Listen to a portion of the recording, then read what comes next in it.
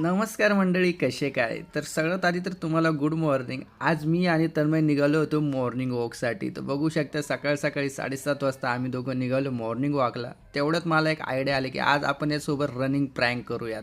मग लगेच त्याचा हात सोडला आणि रनिंग प्रँक चालू केला. तो पण फुल जोशमध्ये पळायला सुरुवात केली त्याने, कारण की यार त्याला फिरायला तर खूपच आवडतं. तुमच्या घरात पण लहान मुलं असतात, त्यांना बाहेर जायचं म्हणल्यावर खूपच आनंद येतो आणि त्यांच्या आनंदातच आपला आनंद असतो. तर तुम्ही बघू शकता किती जोशमध्ये तो पळतोय, नुसतं पळत जातोय. त्याच्या मागं मी पण पळतोय यार, मला सुद्धा दम लागला, पण तो काही थांबत नव्हता.